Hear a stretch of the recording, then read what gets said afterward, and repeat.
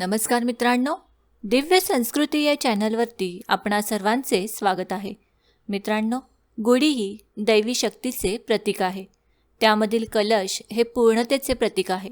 गुढीमधून व्यष्टी व समष्टी म्हणजेच विश्व व जीव यांचा संबंध, तसेच सृष्टीच्या विराट स्वरूपाची व अद्भुत शक्तीची ऊर्जेची संकल्पना केलेली आहे. मित्रांनो, सूर्योदयाला गुढी उभारल्यानंतर प्रजापती तत्व वेगाने तांब्याच्या कलशामध्ये व वेळूच्या काठीमध्ये येते.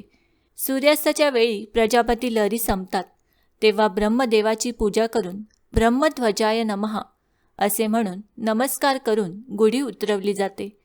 गुढी आत आणल्यानंतर कलशामधील प्रजापती लहरी घरामध्ये प्रवेश करतात. यामुळे घरामध्ये सुख, शांती, ऐश्वर्य आणि आरोग्य नांदते. त्या दिवशी घराच्या दाराला लावलेले आंब्याच्या पानांचे तोरण हे मंगलसूचक आहे. मित्रांनो, सूर्यास्तानंतर लगेचच गुढी उतरवावी. ज्या भावाने गुढीची पूजा केली जाते त्याच भावाने गुढी खाली उतरवली पाहिजे, तरच जीवाला तिच्यातील चैतन्य मिळते. गोड पदार्थांचा नैवेद्य दाखवून व प्रार्थना करून गुढी खाली उतरवावी. गुढी खाली उतरवताना प्रार्थना करावी, हे ब्रह्मदेवा, हे विष्णू, आज दिवसभरात या गुढीत जी शक्ती सामावली असेल ती मला मिळू दे, हीच आपल्या चरणी प्रार्थना. अशी प्रार्थना करून गुढी खाली उतरवावी. गुढीला घातलेले सर्व साहित्य दैनंदिन वापरातील वस्तूंच्या शेजारी ठेवावे. गुढीला अर्पण केलेली फुले व आंब्याची पाने याचे वाहत्या पाण्यात विसर्जन करावे. गुढी सूर्यास्तानंतर लगेचच खाली उतरवावी. गुढीपाडव्या दिवशी सूर्यास्ताची वेळ आहे संध्याकाळी 6:43. यानंतर लगेचच गुढी खाली उतरवावी.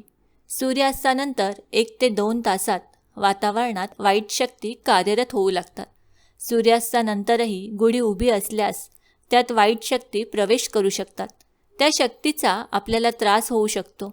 म्हणूनच मित्रांनो, गुढीपाडव्याच्या दिवशी 6:43 नंतर लगेचच गुढी खाली उतरवावी.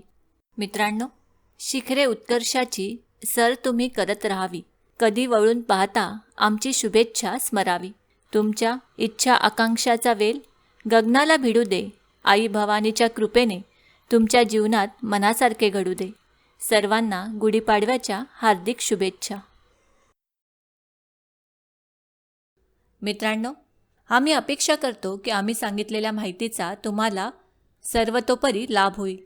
माहिती आवडली असल्यास ही माहिती तुम्ही मित्रपरिवाराबरोबर शेअर करा.